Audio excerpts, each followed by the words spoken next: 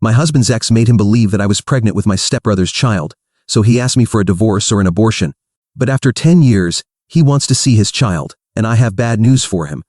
My husband's ex completely manipulated him into believing that I was cheating on him, but it gets much worse.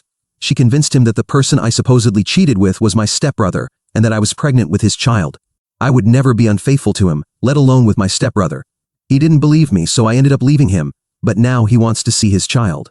For reference, and also for me because I'm not going to use real names here and want to keep track of the fake names I choose, the people involved in this story are as follows. Me, 35 years old. Grant, 38, my current husband. Sebastian, my stepbrother. Ezra, my ex-husband. Cassie in her 30s, I don't know her exact age, Ezra's ex-wife before we met. I'll try to keep this as clear as possible. But this is a mix of seeking advice with anxiety and venting anger that I don't want to take out on anyone else. So, even if you're just here to read about the horrible lives of strangers and aren't going to leave any advice, feel free to read. I hope I can do justice to summarizing one of the worst times of my life. Before I get too sidetracked with background information, here's a summary of the current situation. I just found out that my ex-husband has been asking about me after almost a decade of silence because he wants to see me and my child. It might not seem like a big deal when written in one sentence, but I hope as you continue reading, you'll understand why this news has caused such an emotional upheaval. When I was 24 years old, my best friend and I moved across the country to a new city and a new state to start our adult lives. 6 months later, she was offered her dream job in our hometown, and of course I encouraged her to take it. Unfortunately, that meant I was left alone in a new city and a new state. 2 weeks after she left, I met Ezra. I was alone, without friends, and stressed from my new job. He had just broken up with his high school girlfriend, and all of that combined to form a very intense relationship. A few weeks after meeting, he was practically living in my apartment, and I was convinced he was the love of my life.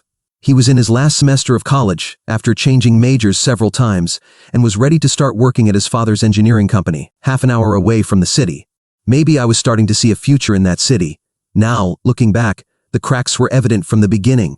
Hindsight is much clearer than foresight, and so, when his graduation arrived and his ex-girlfriend showed up with his mother, I simply smiled, introduced myself, and tried to make a good impression on his family.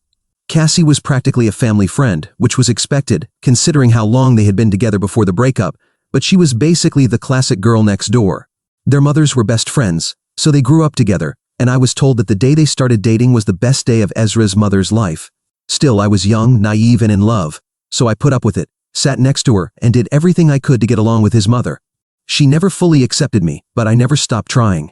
Cassie became a constant presence in my life from that moment on. Ezra told me it was hard for him to cut contact with her because their families were so close, so I tried to understand. It didn't matter that she clung to his arm at every event or called him by every affectionate nickname in the book. We'd come home to our apartment because it quickly became our shared home, and he'd tell me he loved me, and I believed him. He simply didn't want to hurt his family by cutting Cassie out. I mean, how could I complain when I loved my own family with all my heart? I would do anything for them, so I could understand that he wanted to protect his mother's feelings. 8 months into our relationship, he proposed to me. I now know he did it the same day he found out that Cassie had a new boyfriend. At the time, though, I was blinded by love and happily accepted, even though there was no ring. I thought he wanted to propose so much that he couldn't wait to get one. A year later, I was walking down the aisle, happy to marry him. Back then, I thought my wedding to Ezra would be the best day of my life. I hadn't seen my family in months, and suddenly, they were all in the same room, celebrating my husband and me. I was so excited to catch up with them and introduce them, considering that until that point, the only family member of mine Ezra had met was my stepbrother, who had visited me a few months earlier, that I didn't even care that Cassie showed up in a white dress or danced almost as much with him as I did. Afterward, I excused it, thinking that Ezra was just celebrating this special day with his lifelong friend. After all, I had danced with my best friend and my stepbrother, the two people closest to me besides Ezra. That's what I did throughout my entire marriage to him. I ignored the warning signs and justified his actions, especially when it came to Cassie. But that should have been a huge red flag. For 2 years, I made excuses every time Ezra prioritized his ex-girlfriend, whom he privately called obsessive and crazy, among other insults when no one else could hear. I ignored every time his mother compared me to Cassie. I turned the other cheek every time Cassie made a snide remark disguised as a joke or helpful advice. At the end of the day, Ezra was all I had, right? All the friendships I had made in that city were related to him or us as a couple, and every family connection I had was through him. My family lived in another state hours away, and Ezra was never willing to make that trip. He was all I had. Then, I got pregnant. To clarify, there was no abuse or anything like that. In a way, that would have been easier to explain to my family and friends. What finally made me open my eyes and realize how much Cassie influenced his life was the fact that he truly believed I was pregnant with my stepbrother's child. Take a moment to process how absurd that is. Ezra genuinely thought the baby I was carrying wasn't his, but that I had cheated on him with Sebastian, my stepbrother. Since I lived in another city, far from home, and our relationship before marriage hadn't been that long, Sebastian and Ezra had only met once before the wedding, when Sebastian visited me early in the relationship. The second time they met was at our wedding. A year and a half after we got married, I flew back to my hometown to celebrate my mother's 60th birthday. Ezra didn't want to join me on that trip. A month later, I found out I was pregnant. I thought Ezra would be happy. He had always talked about wanting a big family with lots of children, and we had friends and family ready to support us. But instead of being happy, the first thing he said was, "She said this would happen." It's been almost 10 years and I still remember it with total clarity. I was completely confused. The only explanation he gave me was, "She warned me and I should have believed her." Instead of being happy, he left the apartment that same night and didn't answer any of my calls or messages. When he returned the next morning, he gave me two options: abort or divorce. To save you the details, when I finally managed to get him to explain what was happening, it turned out that Cassie had been filling his head with lies. Apparently, during our wedding, she convinced him that Sebastian and I were behaving inappropriately for step-siblings, that we were too close, too affectionate. According to her, the way we hugged, how we posed in family photos, and how we spent time together at the reception were too intimate, almost romantic. She even told him that I had likely moved to our city because I was heartbroken after Sebastian got a girlfriend. After our wedding, Cassie spent months filling Ezra's head with lies about Sebastian and me.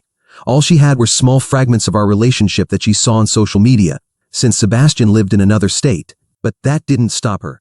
Then, when I traveled alone to see him and came back pregnant, that was all she needed to convince Ezra I was cheating. Naturally, I denied everything.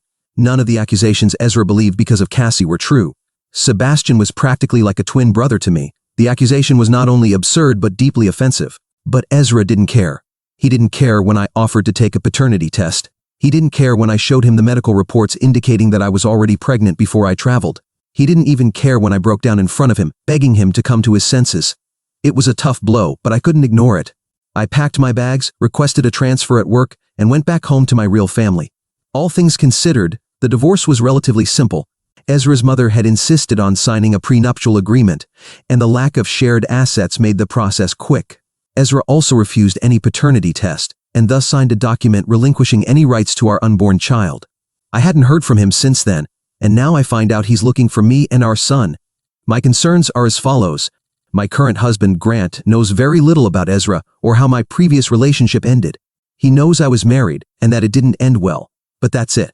It's only a matter of time before Ezra finds a way to contact me. What am I supposed to do when that happens? Maybe it's not as bad as I'm imagining, and if that's the case, don't hesitate to tell me. But I'm starting to panic a little. This is a chapter of my life I thought was completely closed, and I don't want to reopen it. Update 1. With the intention of not attracting more attention than I already have, I'll try to be even more vague with the details of this situation, and of all the people involved. Maybe the word stalker is an exaggeration given what has happened so far, which, I admit, hasn't been much.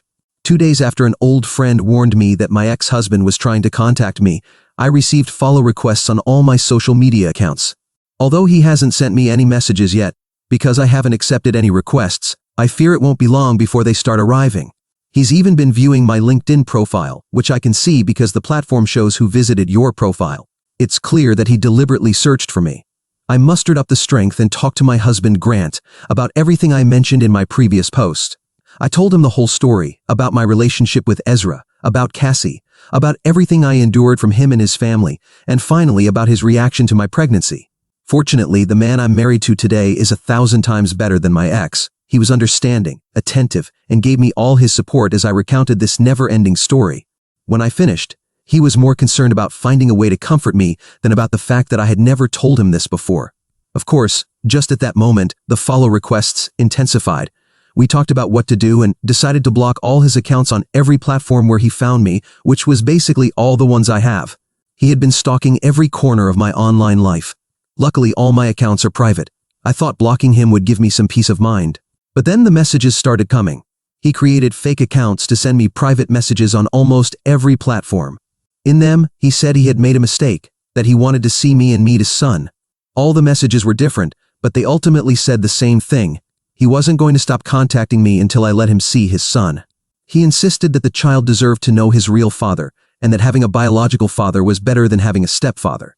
He claimed that I couldn't understand it because, according to him, I had always thought that relationships with in-laws were the same as blood relations. The more I ignored him, the longer his messages became, insisting that he had the right to see his son. He wrote that he would keep creating new accounts and that I couldn't block him forever. I have no doubt that he will continue trying to contact me. I just hope that sending longer messages is the only way he escalates this situation. Grant has assured me that we are completely safe and that Ezra won't do anything really dangerous. But I have a bad feeling about all of this. Update 2. He showed up at my mom's house. My ex-husband, whom I hadn't seen in nearly 10 years, showed up at my mom's door because I wasn't responding to his messages. I visit my mom every Saturday without fail, unless something important comes up. I always take my son with me, but since Friday night he had slept over at a friend's house. This time I went alone in the morning. I didn't notice the car parked across the street or the man sitting in the driver's seat, at least not until I parked in the driveway and got out of the car. That's when he also got out of his car and walked toward me. Understandably, I was shocked and afraid when I saw a man standing next to me. But when I recognized him, the fear didn't go away. He was outside my mom's house, a place he never visited during our marriage, a place he never bothered to go. His response, "What are you doing here?" It was the same as in his messages. He wanted to see his son. He had tracked me across the country, apparently finding the address through shipping records when I moved, just because he wanted to see his son. The same child he once believed wasn't his. I don't know if I was stupid or brave, but in that moment, fear left me and I was overcome with rage. I didn't care that he had found my mother's address. I didn't care that we were in the middle of a neighborhood known for its nosy neighbors. And I didn't care that I was alone with him for the first time since our marriage ended. I yelled at him with everything I had inside me, throwing every single thing he had done during our relationship in his face. His only defense was that Cassie had manipulated him. He told me he was hurt and vulnerable and believed his lifelong friend. Apparently, this all started when Cassie almost got married a few months ago and finally confessed to him that she had been lying the entire time. The moment Ezra found out I had been pregnant with his child, he started looking for me. Thankfully, none of our mutual friends gave him my number, so he resorted to finding me online. And when I blocked him everywhere, he had no choice but to find me in person. He said he was desperate to see his child. But I had bad news for him. He didn't have a child. The stress of his accusations, the divorce, and moving across the country piled up. And just a few months after we separated, I lost the baby. The child he had given up on never came to be. Ezra didn't have a child.